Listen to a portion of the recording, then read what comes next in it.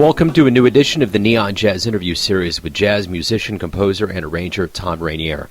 We spoke with him on July 28, 2020 during the COVID-19 world about his latest 2020 CD, This Way. He was born in Chicago, and he started studying piano at the age of 10. That would lead to a career where he has played or recorded with vibraphonist Dave Pike, Rod McKuen, Carmen McRae, Joey Bishop, Helen Reddy, and Donna Summer, and so many others. His story is a great one. Enjoy. Thanks for taking a minute out today. Absolutely. Thanks for calling. Absolutely.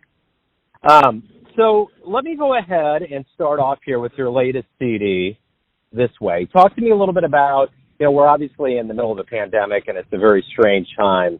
Talk to me a little bit about this release and your feelings on having it come out during this time in our history. Well, the album, I actually started this album quite a long time ago, and I was finishing it up, and then the pandemic started, and I debated whether to, release it and put it out and everything at this time. And I was talking to this promotional guy, Michael Herzon, and I was we were talking about a whole bunch of stuff, how to promote it, and et cetera, but I asked him, I said, what do you think? I mean, this is such an unusual time, and maybe it's the absolute wrong time to be releasing new music. And he put forth a theory that I thought was really cool. He said, well, not really. He said, most people are going to be home, and it's probably that a lot of people will be listening to music more, and also and perhaps need some new music more than ever. And so I made the decision to go ahead with it. And obviously, it's not an ideal circumstance, but hopefully those two principles are true. So I think so. That's what I've kind of noticed from a lot of people that are releasing material now. So talk to me a little bit about the beginnings of COVID, like in early to mid-March. When did you start seeing things happen? What happened to your itinerary? How fast did it evaporate? Well, I had played a concert. There's a guy in Palm Springs who runs a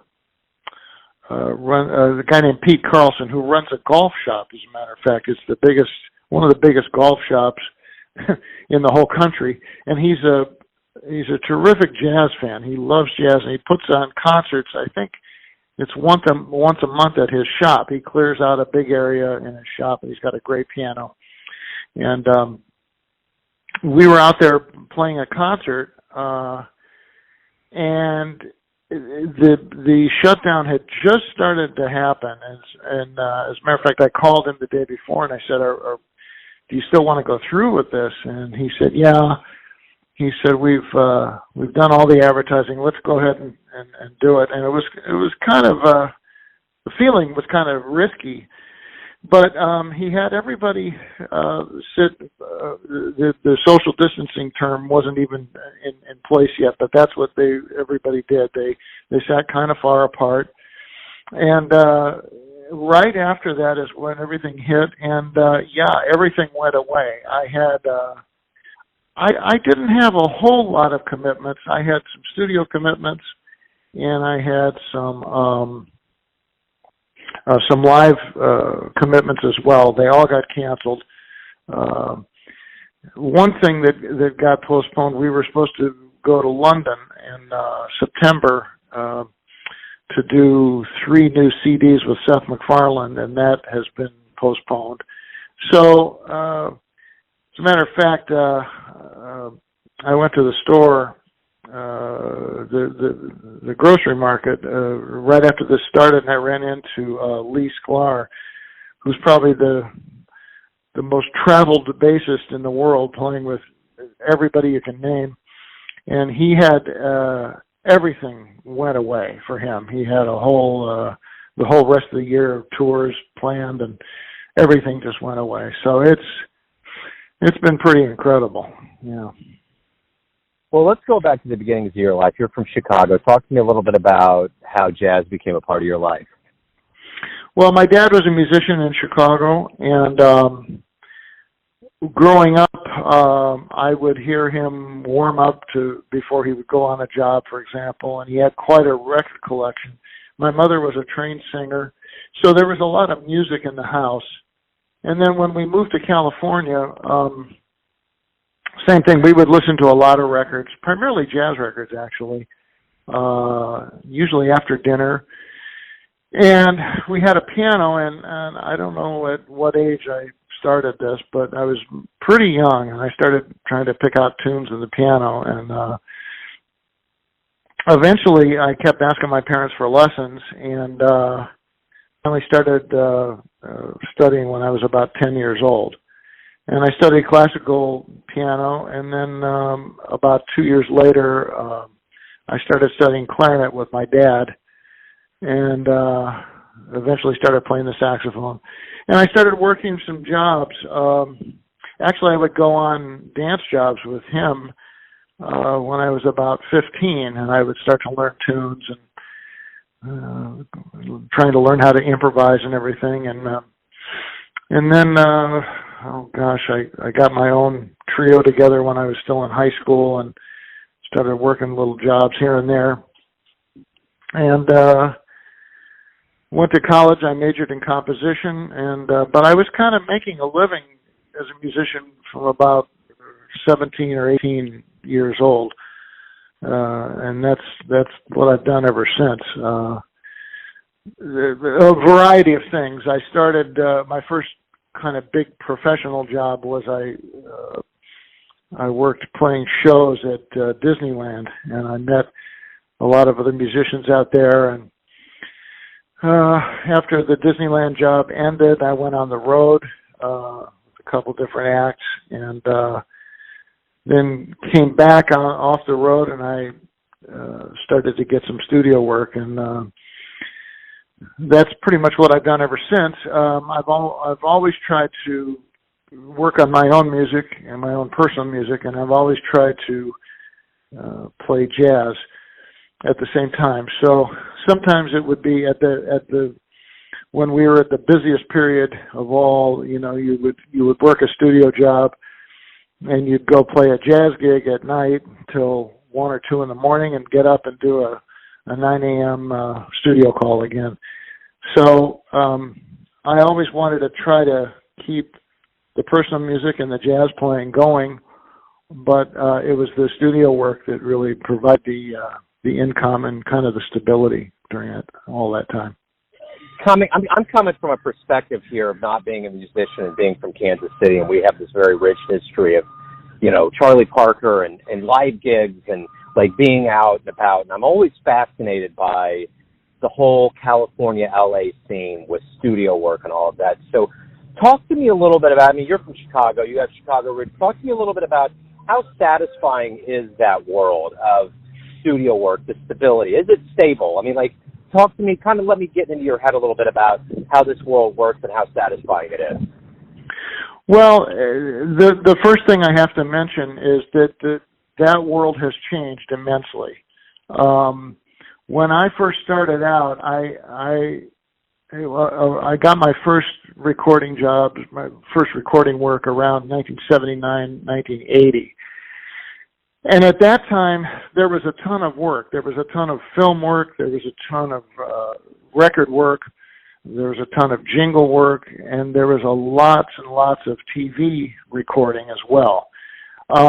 This was on the heels of the major stations having studio orchestras. Those got disbanded, I guess, from what I hear, before my time, but they got disbanded around in the 60s. But you had all these freelance musicians, and you had so much work at that time that certain groups of musicians would only do certain types of work.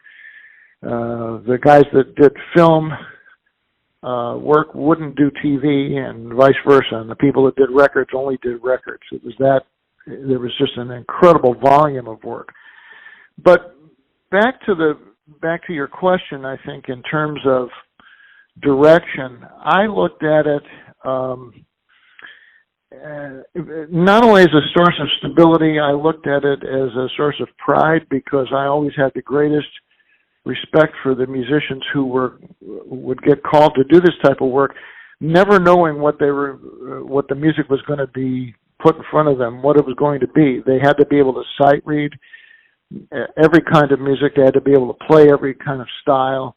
They had to be able to play that music pretty much perfectly the first time. Budgets being what they are, there wasn't a lot of room for guys making mistakes, or gals making mistakes. It was very, very stressful. It was a very strong sense of perfection that's required. The economic rewards are great. There was a pension. The checks, for the most part, are always on time, unlike the jazz world, for example, where a lot of times you don't get paid or you don't make hardly any money. So there was that kind of environment, but most of all, there was a pride of craft. It was something that, at its best, can be very, very satisfying, because you're called to do something.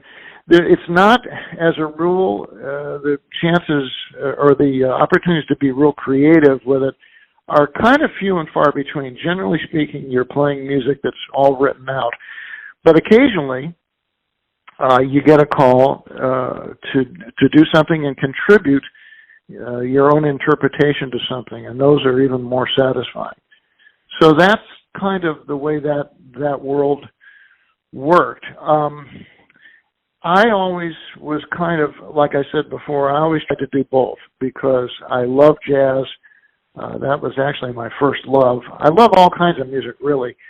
And like I said, I grew up playing classical music, which I still practice to this day.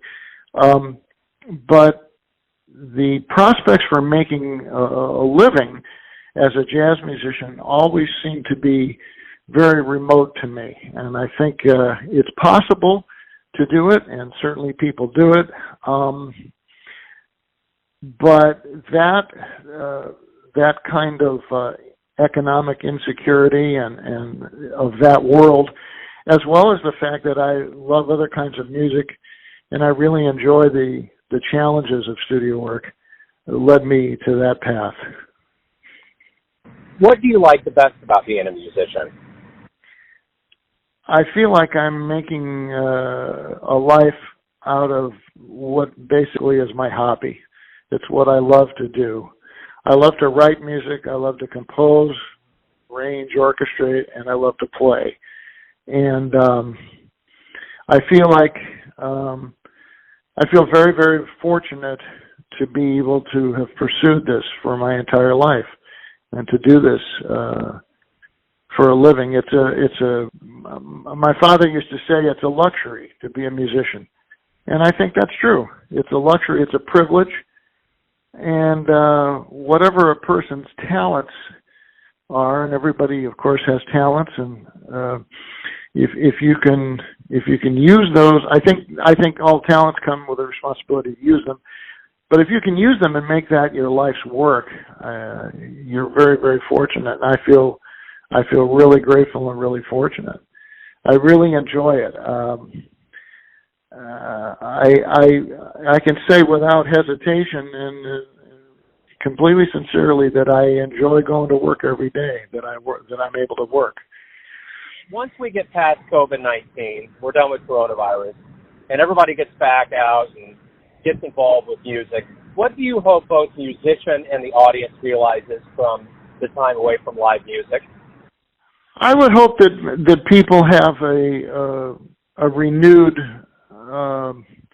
appreciation of it, how it enriches their lives, and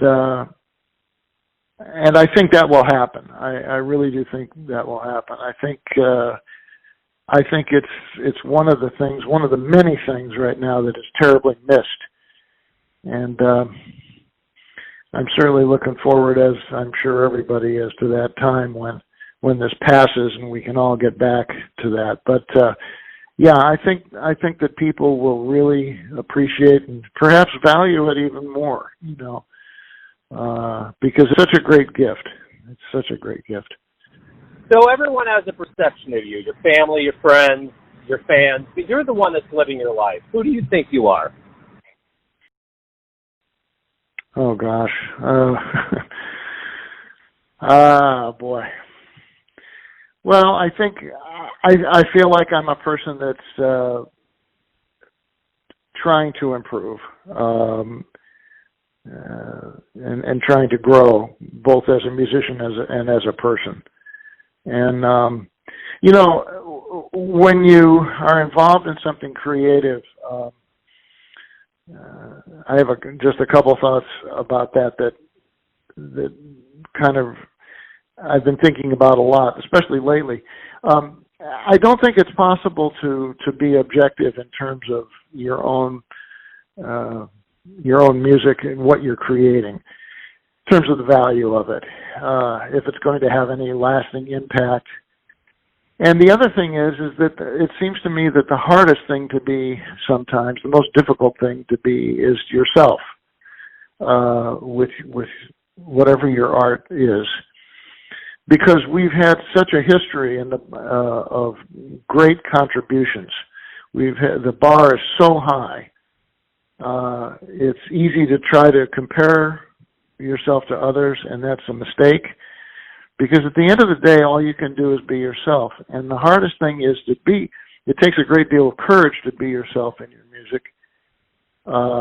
We all start out, particularly in jazz, by imitating the great masters, those who have influenced us. And then you get to the point where you realize that you can't be that person as much as you'd like to be. You know, you'd love to be Charlie Parker, but that isn't possible. And it's not meant to be. It's meant to be that you be yourself, and you try to do something along those lines that's original, and you try to make a contribution to the best of your ability. And beyond that, the rest of it is whatever it is and whatever people's perceptions are. But that's, in terms of how I view myself, that's what I'm trying to do, just be the best I can with the music and keep growing and try to keep improving. They asked, I think he was 95 at the time, not sure, but Pablo Casals, they say, why do you practice every day? And he said, because I'm improving. I thought that, exactly. There you go. Yep. That's wonderful. That's a great answer. Tom, thanks for taking a minute out for Neon Jazz today. Good luck with the album. Stay safe out there. Thank you so much, Jeff. I really appreciate it. Thanks for listening and tuning in to another Neon Jazz interview, where we give you a bit of insight into the finest players in Chicago, Southern California, Kansas City, and spots all over the world, giving fans all that jazz. And thanks to Tom for his time, music, and stories. If you want to hear more interviews, go to Famous Interviews with Joe Domino in the iTunes Store. Visit neonjazz at youtube.com, and for everything Neon Jazz all the time, go to the neonjazz.blogspot.com. Until next time, enjoy the jazz, my friends.